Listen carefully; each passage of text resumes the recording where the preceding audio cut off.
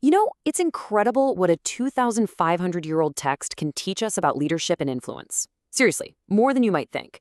We're going to dive into the Yanzi Chunqiu, which is this amazing collection of stories about one of ancient China's absolute wisest advisors, a guy who totally mastered the art of getting his point across in some pretty dangerous situations.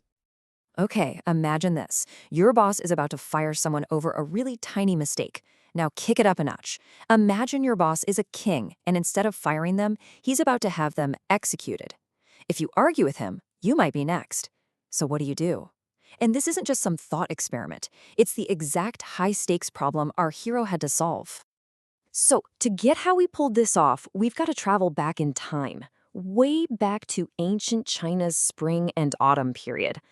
This was a super chaotic time, right? All these states were at war, and having smart advice was maybe the most valuable weapon a ruler could have. And in one of these states, the state of Qi, there was one advisor who was an absolute legend, Yanzi. So who was this guy, Yanzi? Well, he was a top minister, but he wasn't famous for, armies or power. He was famous for his brain. He had this razor-sharp wit and a deep commitment to what was right. But his real genius, the thing that made him legendary, was his knack for guiding his ruler with clever, indirect advice, a skill he pretty much needed every single day. Now, every great advisor needs a great challenge, right? And Yanzi's challenge was his boss, Duke Jing of Qi. And Duke Jing, well, he was a handful. He wasn't some simple bad guy. He was powerful and complex, but he had some serious flaws that were constantly putting the whole state at risk. And this right here? This lays out the whole problem perfectly. On one side, you've got Yanzi, who's all about principles, wisdom, and doing what's best for the people. And on the other side, you've got Duke Jing. This guy was all impulse, loved luxury, and had a temper that could go from 0 to 60 in a heartbeat. I mean, we're talking total opposites, which made Yanzi's job incredibly tough, but also so important. And listen, when we say excesses, we are not kidding. The stories tell us Duke Jing would throw these wild drinking parties that went on for a week straight. He'd just disappear on hunting trips for almost 3 weeks at a time, completely ignoring his duties. And he'd spend a fortune on these crazy building projects, all while his people were struggling. This was the world Yanzi was trying to keep from falling apart.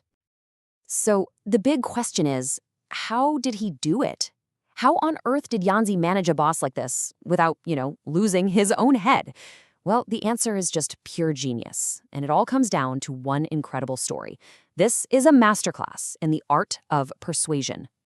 All right, so here's the setup. Duke Jing has this favorite bird. The guy in charge of it, the bird keeper, messes up and lets it escape. The Duke just explodes. He flies into a rage and immediately orders the man to be executed. The situation is critical. A man's life is on the line. Now, your first instinct, right? You'd probably beg for mercy. Please, your grace, he's just a man. But Yanzi knew better. He knew that would just make the angry Duke dig in his heels. So he did something nobody expected. He stepped forward and said, "My lord, this man has committed 3 crimes worthy of death. Let me list them out loud so everyone knows exactly why he's dying." And this is where the magic happens. Yanzi turns to the terrified bird keeper and basically puts on a show. He says, "Your first crime. You failed in your duty and let our Lord's bird escape. For this, you deserve to die." Then he goes on, "Your second crime. You caused our Lord to be willing to kill a man over a simple bird. For this, you deserve to die." And then comes the knockout blow. And your third and worst crime of all is that when people hear about this, they will think our ruler values birds more than human beings, destroying his good name. For that, you absolutely deserve death. And just like that, click! The light bulb goes on for the Duke. See, Yanzi never once said, "You're wrong." He didn't confront him. He totally reframed the situation. He made the Duke realize the real victim here wasn't the bird. It was his own reputation, his own legacy. And the Duke, suddenly seeing the bigger picture, immediately calls it off. "Release him," he says. "Don't let my reputation for being a good ruler be damaged." Just brilliant. This one story, it's like the perfect little package of Yanzi's whole philosophy. He's showing us it's not always about charging in head-on against power. It's about being smart enough to redirect that power toward a better, wiser outcome.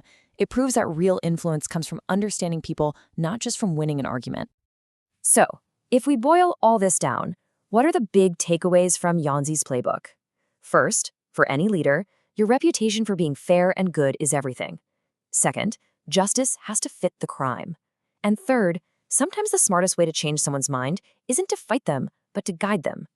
He basically taught that real leadership is putting the team's welfare above your own whims, and that at the end of the day, you have to earn respect. You can't just demand it. And that really brings us right back to today, doesn't it? These lessons might be 2,500 years old, but they feel like they could have been written yesterday. In a world that often celebrates being loud and confrontational, you have to wonder, what is the biggest lesson today's leaders could learn from the subtle, wise, and unbelievably effective art of an advisor like Yanzi?